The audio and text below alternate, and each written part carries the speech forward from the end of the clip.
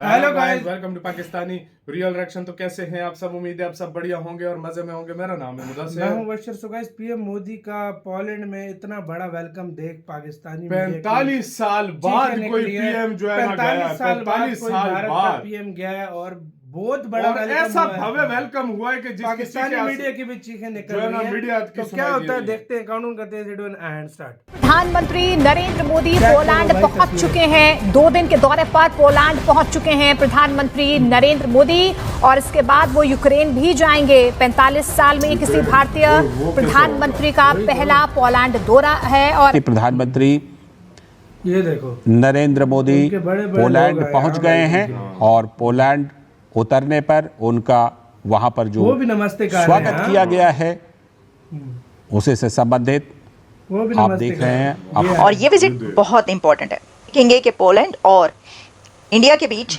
काफ़ी डॉक्यूमेंट्स, काफ़ी agreements, MoUs sign किए जाएंगे। ये बताया भी गया है उसमें। ये सारी जो खबरें आ रही हैं उसके अंदर पोलैंड की जो अथॉरिटीज उनकी बताया गया। Ukraine's presidential office also announced Modi's trip. It's his first visit during which two leaders will sign multiple cooperation documents. वो बहुत काइंड है, लविंग है। इस तरीके का एक्साइटमेंट मैंने इंडियन डायस्पोरा में पहले तो पोलैंड में तक तो नहीं देखा। तो बहुत सारी तैयारियां हो रही हैं। दुनिया के लिए बहुत बड़ा चैलेंज बन चुका है। वो मसला अपने फ्लैक्स करते हैं और उसको जिस तरीके से डॉक्टर जयशंकर काउंटर कर रहे हैं, मोदी साहब काउंटर कर रहे हैं, रिमार्केबल। वो जो स्ट्रेटेजिक ऑटोनॉमी का लफ्ज बार बार उसको इस्तेमाल करते हैं, दे हैव जस्टिफाइड इट। मेरे ख्याल हमारी पॉलिसी रही है। हमारी स्ट्रेंथ कहां से आती है? जब आप 1.3 बिलियन लोगों का भला सोचते हो, जब आप 1.3 बिलियन लोगों के फायदे की बात करते हो, जब उनका पक्ष रखते हो, आप डॉक्टर जयशंकर का फायदा नहीं, मोदी जी का फायदा नहीं। उनकी हुकूमत को टाइम नहीं मिल रहा। असी वेले मारने ने कोई गल्ला हो रही है न कम न कार।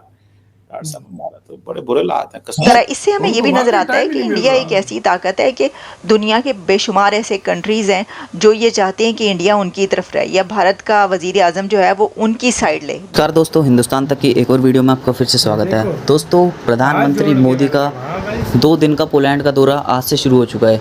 जी हाँ दोस्तों, मोदी जी पोलैंड लैंड कर चुके हैं और वहाँ पे उनका बहुत ही वार्म वेलकम किया गया है। वहाँ पे इंडियन लोगों की भीड़ उमड़ गई थी मोदी जी के स्वागत के लिए। भाई, मोदी जी के स्वागत के लिए इतनी भीड़ तो उमड़नी ही थी क्योंकि मोदी जी प्रधानमंत्री ही ऐसे हैं। दोस्तों, ये विज़िट ऐसे टाइम पे हो रहा है मोदी जी का पोलैंड में जब दोनों देश अपने डिप्लोमेटिक रिलेशन की 70th एनिवर्सरी मना रहे हैं। तो ये बहुत ही बड़ी बात है यार, किसी भी 2 कंट्रीज़ के बीच में इतने अच्छे रिलेशंस होने। अब ये 70th एनिवर्सरी बनाने के लिए जो मोदी जी है वो पोलैंड गए हैं।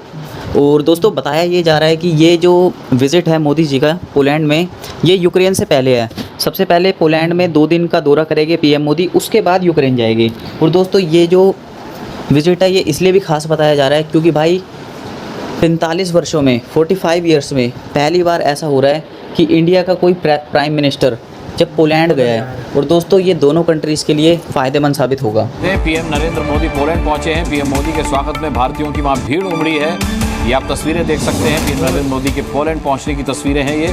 पीएम मोदी के स्वागत में वहां भारतीयों की भीड़ उमड़ी है। ये विजिट बहुत इंपॉर्टेंट है और नरेंद्र मोदी साहब, डॉक्टर जयशंकर और इंडिया के पॉलिटिशियंस को जैसी डिप्लोमेसी आती है करना, जैसी फॉरेन पॉलिसी चलाना आती है, वो आप जानते हैं किसी और को हमने, कम से कम पाकिस्तान में तो हमने कभी किसी को ऐसी फॉरेन पॉलिसी या डिप्लोमेसी करते हुए नहीं देखा। आप देखेंगे कि पोलैंड और इंडिया के बीच काफ़ी डॉक्यूमेंट्स, काफ़ी एग्रीमेंट्स, एमओयूज साइन किए जाएंगे। ये बताया भी गया है उसमें। ये सारी जो खबरें आ रही हैं उसके अंदर पोलैंड की जो अथॉरिटीज उनकी बताया गया। और खासतौर पे यूक्रेन की वॉर है उसके ऊपर वो जो इसको बड़ा करीब करना चाहते हैं।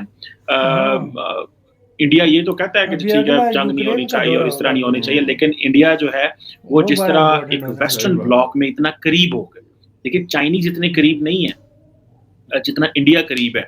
इतने करीब होके जाहिर बात है वो जो काम कर रहे हैं, जो कि मैं समझता हूँ कि बहुत बड़ी उनकी कामयाबी है कि वो ब्रिक्स में भी थे, वो high level global dialogue on development जो कि जिसको चाइना इनिशिएट कर रहे हैं। अब चाइना और इंडिया के मामला बताने की जरूरत तो नहीं है ना मुझे कि उनके आपस में क्या मामला है, either in terms of security और इकोनॉमी। अक्सर मैं उस प्लेटफॉर्म पे बात करता रहता हूँ।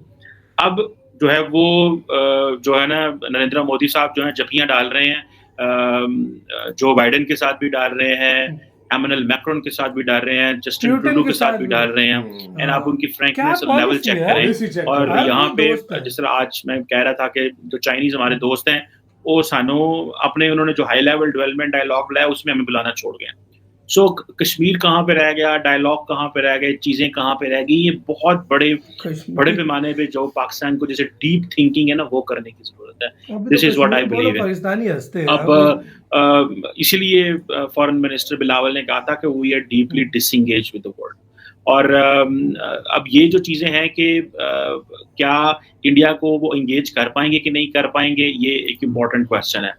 चीमा साहब देखें, जिस तरीके से भारत मुसलसल, सबसे पहले तो उन्होंने ये सारी चीजें करने से पहले अपने आप को फाइनेंशियली स्ट्रॉन्ग किया है, क्योंकि उनको अंदाजा था कि इंडिपेंडेंट फॉरेन पॉलिसी के लिए जरूरी होता है कि आप फाइनेंशियली स्ट्रॉन्ग, आप जिसको वो कहते थे वो जिस तरह इंडिपेंडेंट अटॉनमी, स्ट्रेटेजिक अटॉनमी का लफ्ज जो है वो बार बार डॉक्टर जयशंकर साहब इस्तेमाल करते हैं, और ही हैज अचीव्ड इट। मैं किस तरह बताना चाहूंगा किस तरह अचीव किया उन्होंने।